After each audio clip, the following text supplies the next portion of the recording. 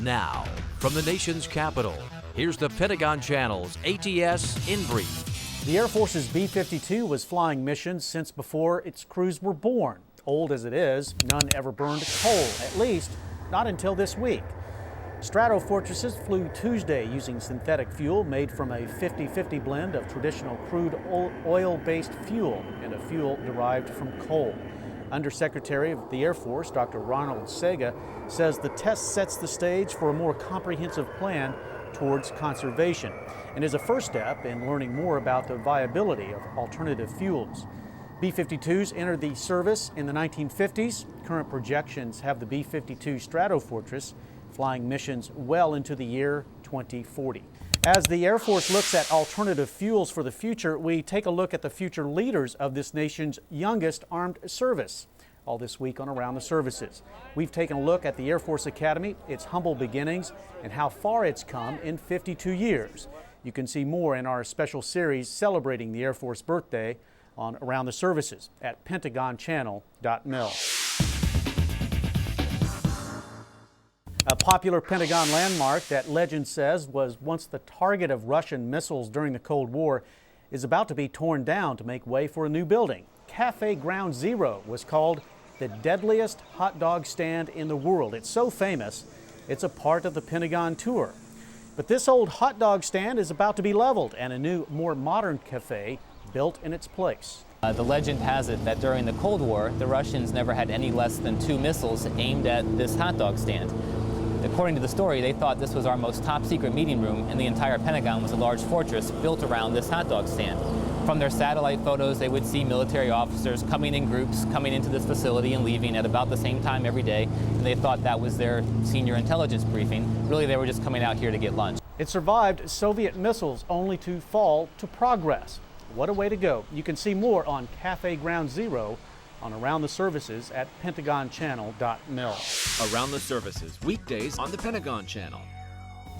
Iraqi forces on Thursday took over security responsibilities from coalition troops in the southern province of Dhikar. It's the second of the country's 18 provinces to come under local control. Music and parades celebrated the occasion, and the Iraqi Prime Minister, the U.S. Ambassador to Iraq, and senior members of the U.S. military all attended the ceremony. Security in the province had been maintained by Italian troops who are scheduled to be withdrawn from Iraq by year's end.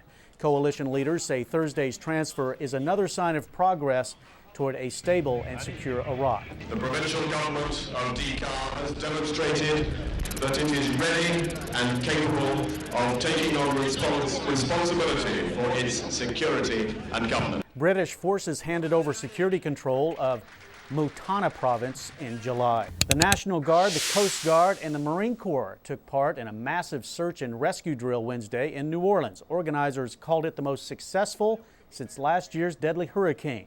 Dozens of local and federal agencies also took part in the drill, dubbed Operation Lily Pad. Lake Pontchartrain was used to simulate a giant flooded neighborhood with patches of dry land, simulating parts of the city that didn't flood.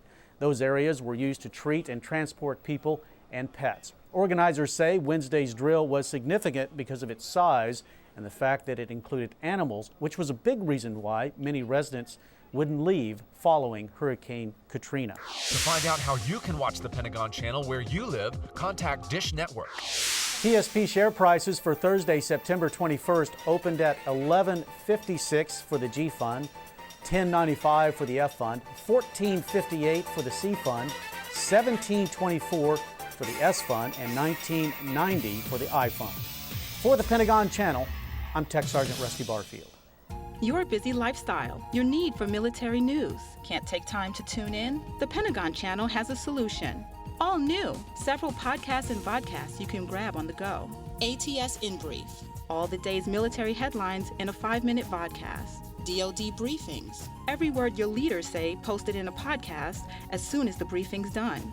ATS Reloaded. A fast-paced half-hour look at the week's top military news in a vodcast you can take anywhere.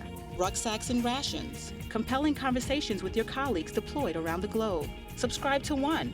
Subscribe to them all. It's up to you. And it's what you want when you want it, how you want it. Pentagon Channel, podcasts and vodcasts. Log on to pentagonchannel.mil to check it out.